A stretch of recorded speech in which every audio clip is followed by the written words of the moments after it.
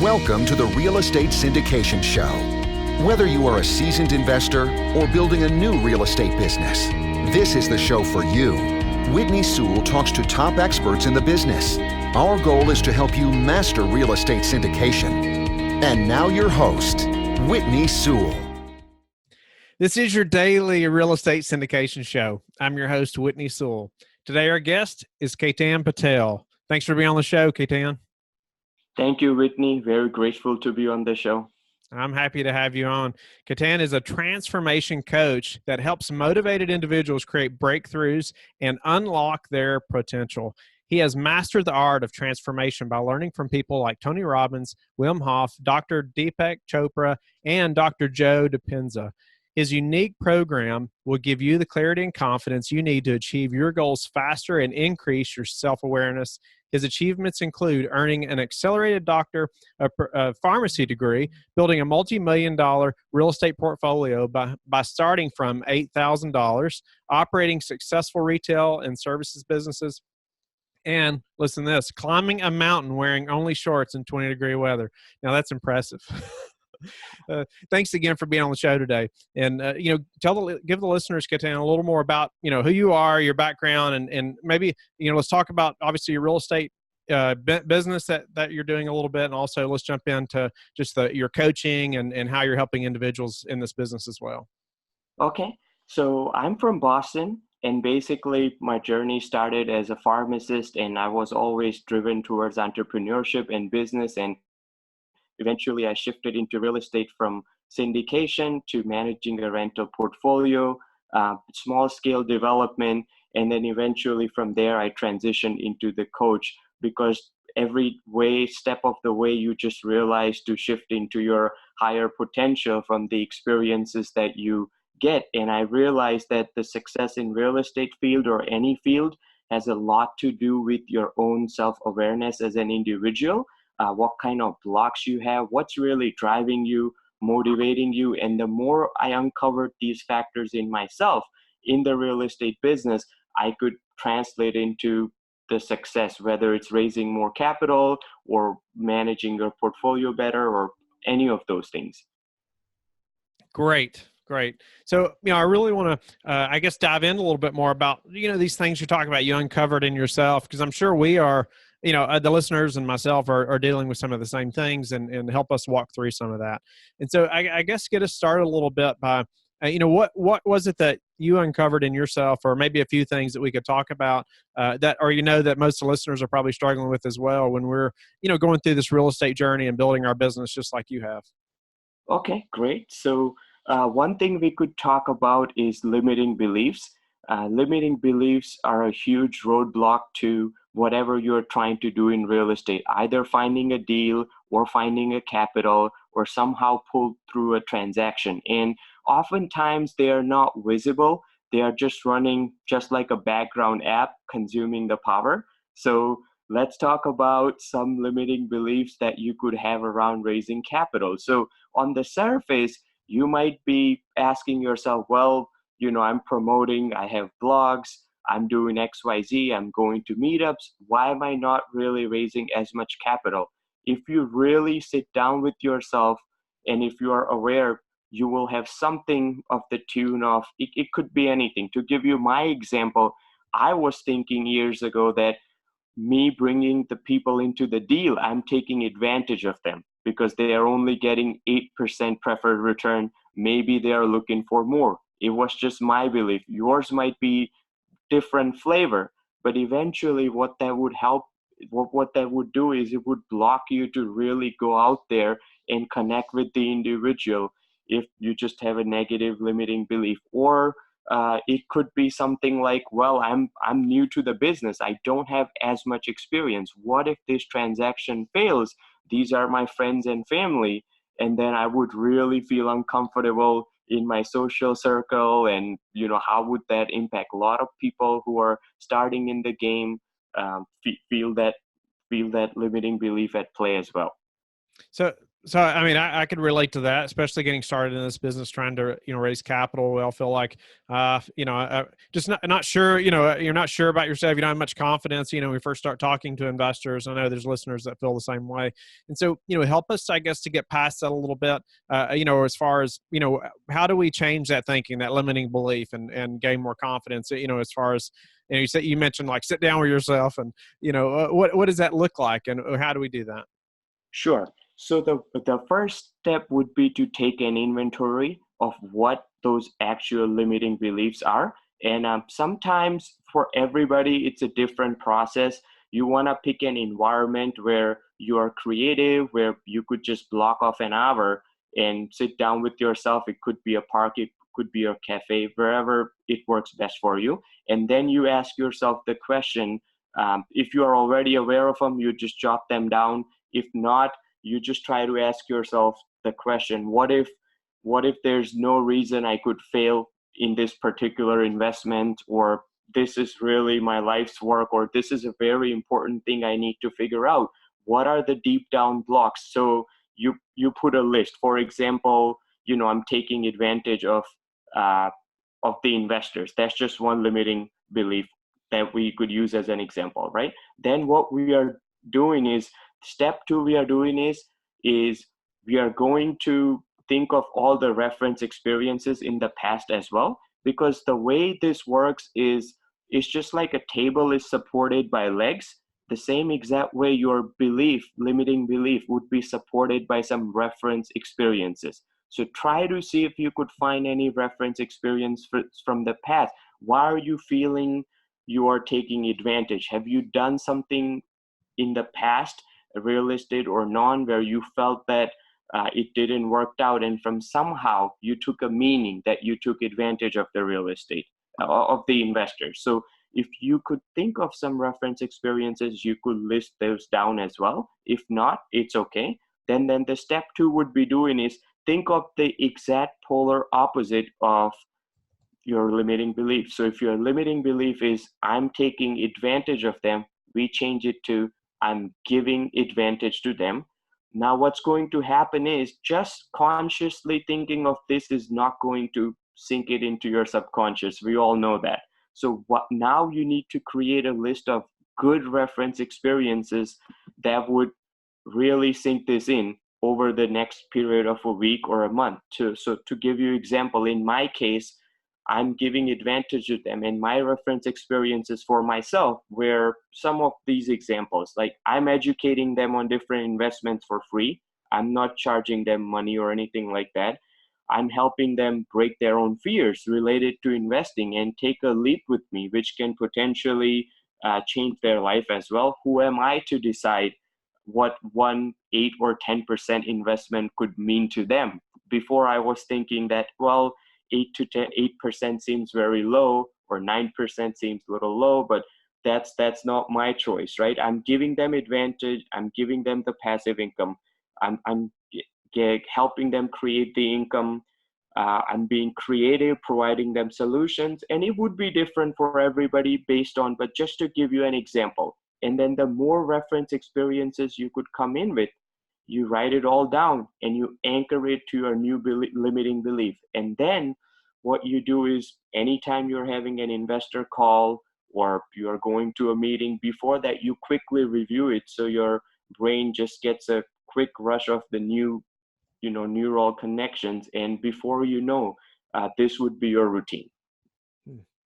Nice. So we're changing our routine, which is, I'm sure, a good thing if we're having these limiting beliefs. But and I can see too, like picking a creative environment or somewhere else that you're not sitting in the office, right? Or you're not sitting where your computer is probably, or your phone, and all these distractions that we live with every day somehow. But then, yeah, you mentioned we're going to think of references in the past that support this. And that's interesting. Think about why do I have this limiting belief, and then think of the polar opposite. And so it's really it's a big mindset shift, isn't it? It's a mindset change. Help us to just change that mindset, or really have a successful mindset.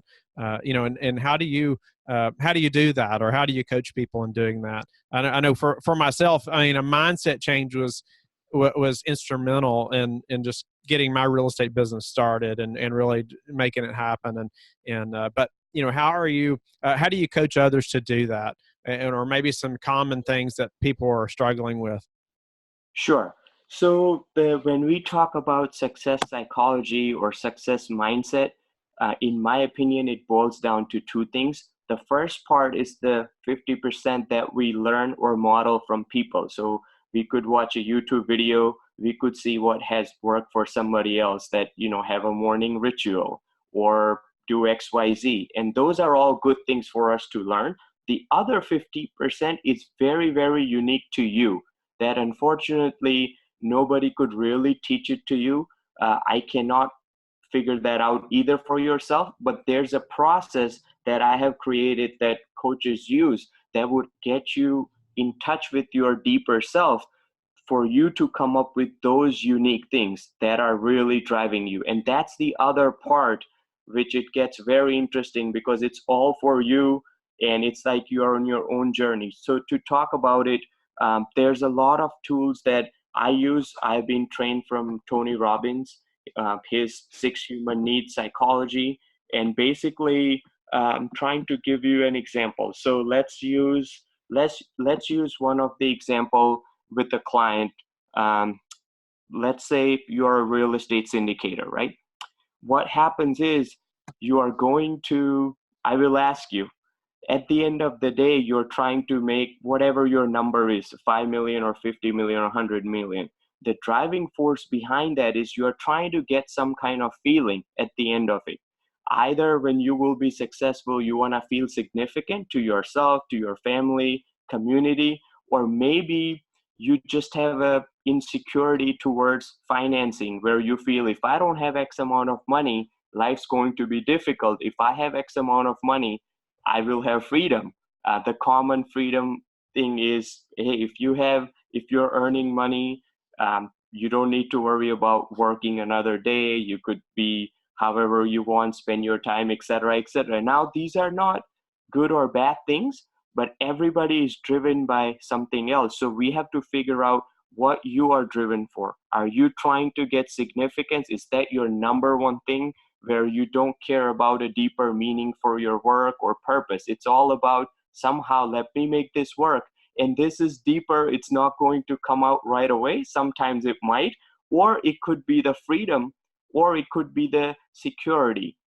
So once we find out what your blueprint is, then we could shift it, where then you could shift it and be like, well, this is good, but I don't need to really get significance from it.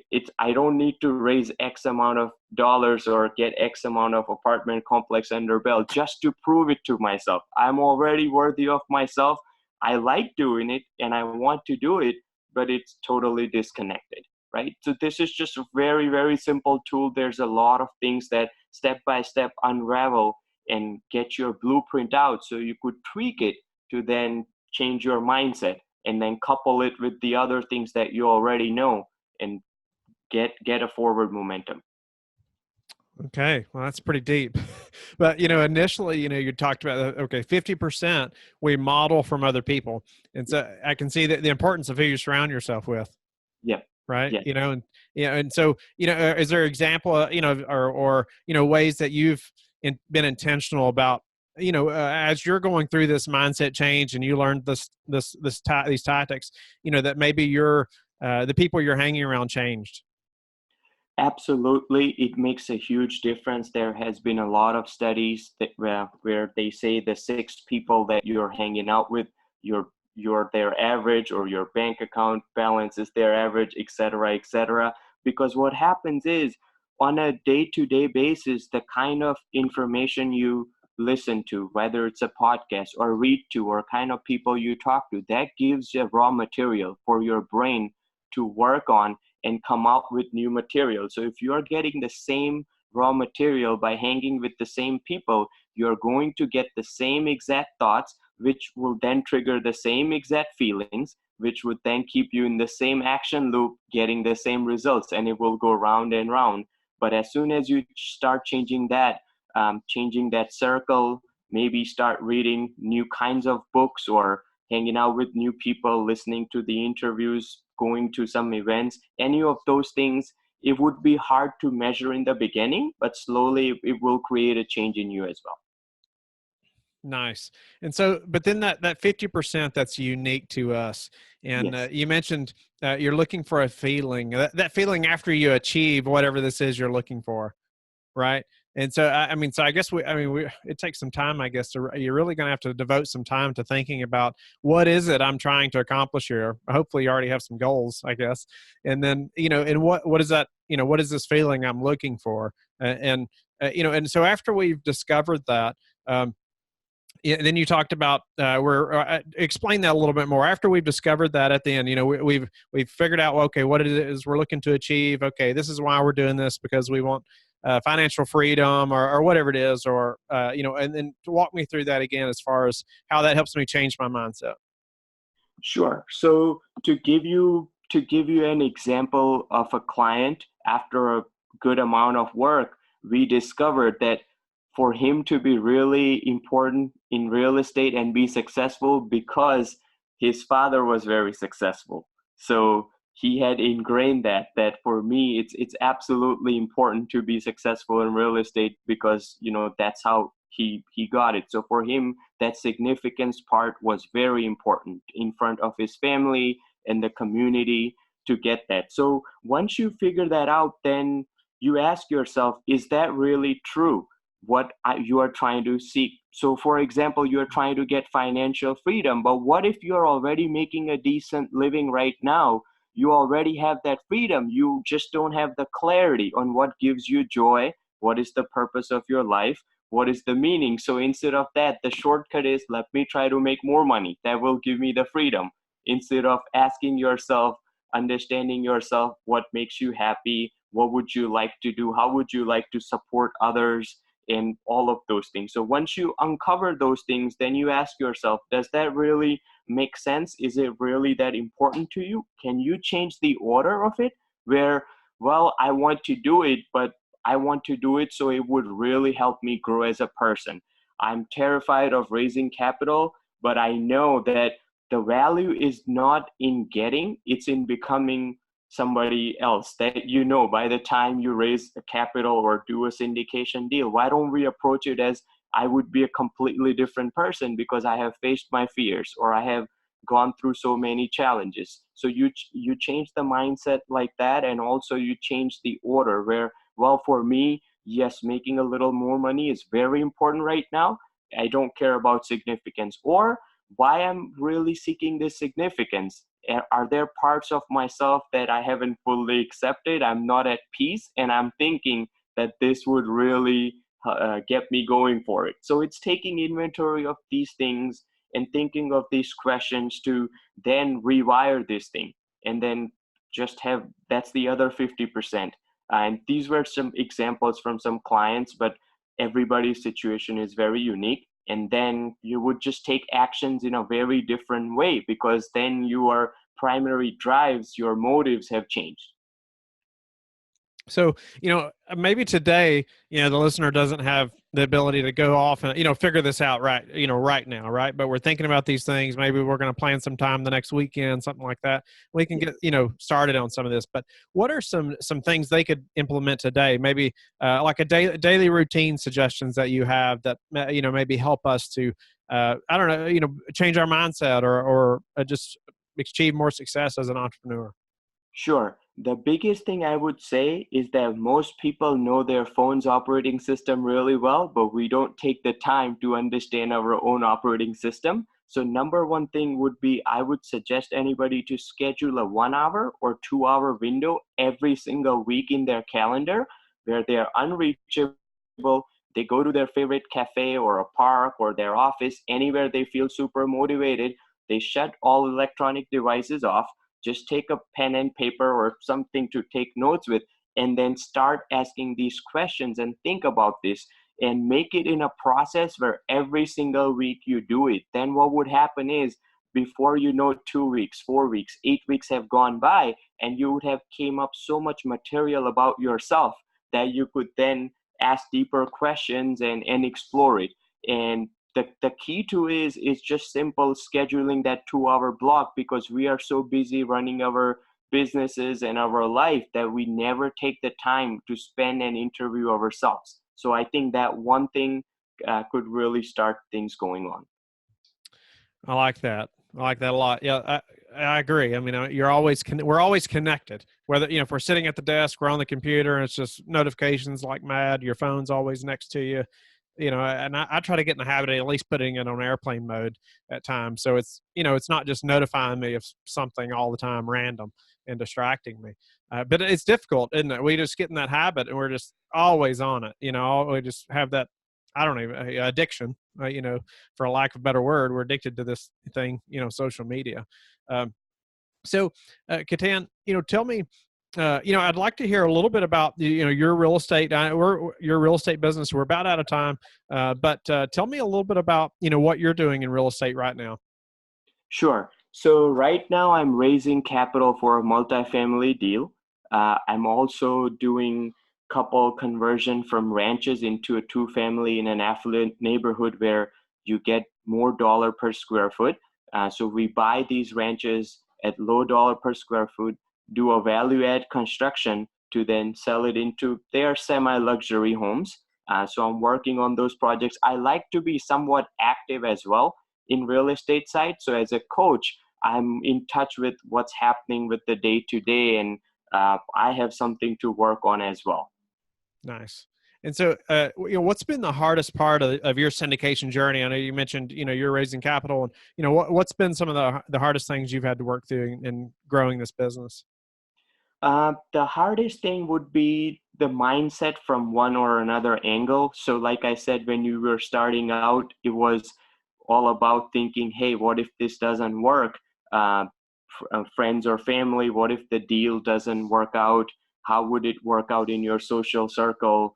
If you have raised, if you have failed their expectations, getting over that fear. And then the next part would be having that confidence in yourself that you understand the process really well.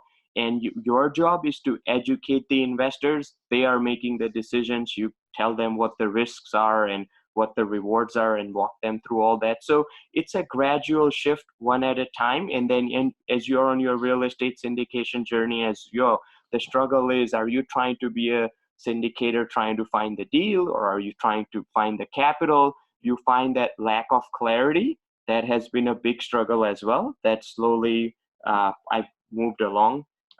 Let's see, those are some of the recurring themes. Okay. And what's a way that you've recently improved your business that we could all apply to ours outside of the mindset, maybe? Okay. Outside of mindset, I would say referrals. I have started, I think what I would do is, as soon as somebody has invested, I would do a check-in every quarter, or I would just have a list going on where when you don't have the deals to offer, you just reach out to somebody and be like, hey, just wanted to check in if you had any other questions on investing, passive income, taking some time and really connecting with the investor, because sometimes for them, they are getting so much more value. We might assume that we don't have as much to offer, right? It's all about some passive income and multifamily investing. But for somebody who has never invested, just a simple question answered could give them a lot to think about. So doing those calls have generated some referrals randomly, just every month doing some of calls with your investors just to follow up. Nice. And before we have to go, tell the listeners how you like to give back. I like to give back.